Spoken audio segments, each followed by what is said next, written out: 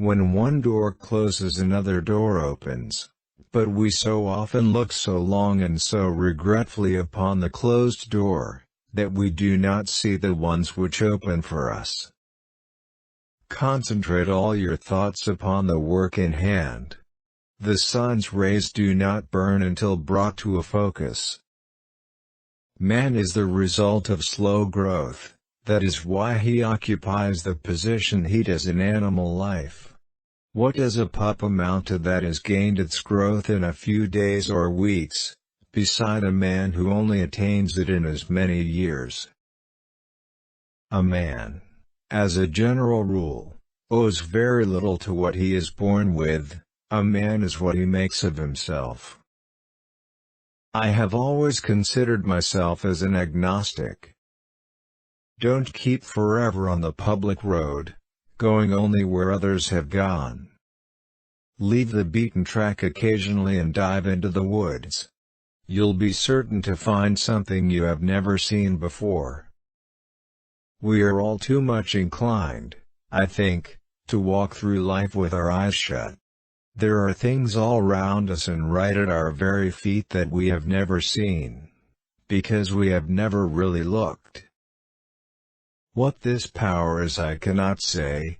All I know is that it exists, and it becomes available only when a man is in that state of mind in which he knows exactly what he wants and is fully determined not to quit until he finds it. Before anything else, preparation is the key to success. Be not the first by whom the new are tried, nor yet the last to lay the old aside. The inventor looks upon the world and is not contented with things as they are. He wants to improve whatever he sees, he wants to benefit the world, he is haunted by an idea. The only difference between success and failure is the ability to take action. The achievement of one goal should be the starting point of another. Great discoveries and improvements invariably involve the cooperation of many minds.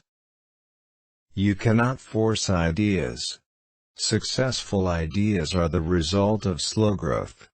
Ideas do not reach perfection in a day, no matter how much study is put upon them.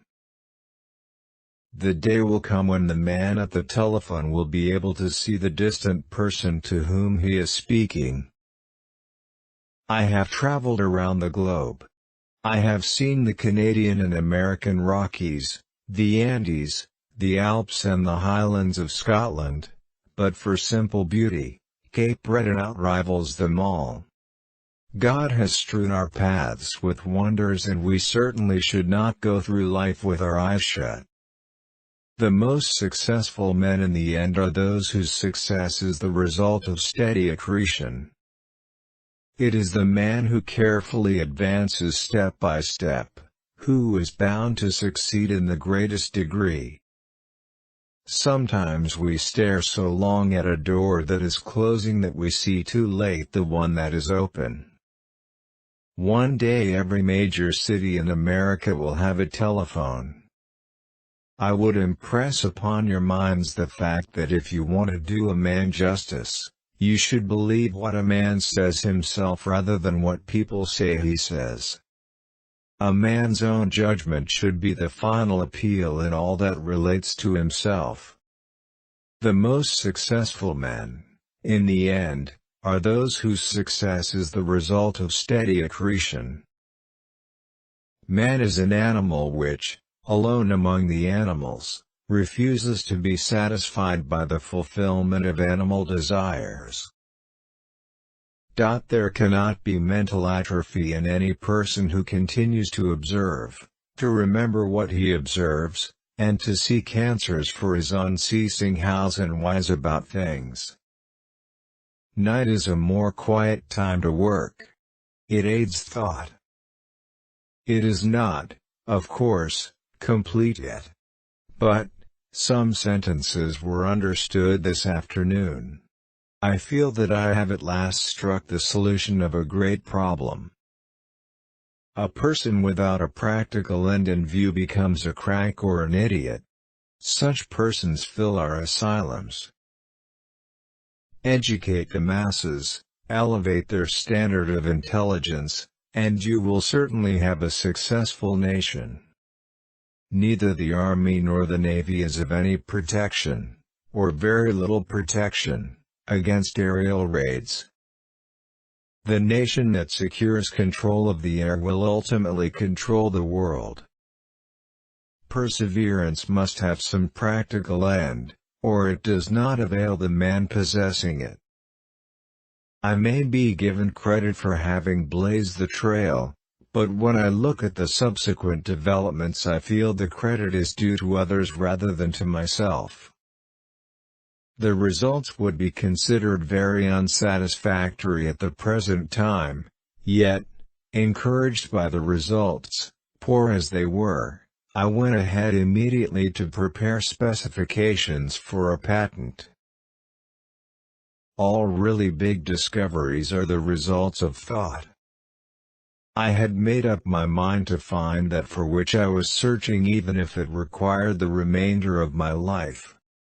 After innumerable failures, I finally uncovered the principle for which I was searching, and I was astounded at its simplicity.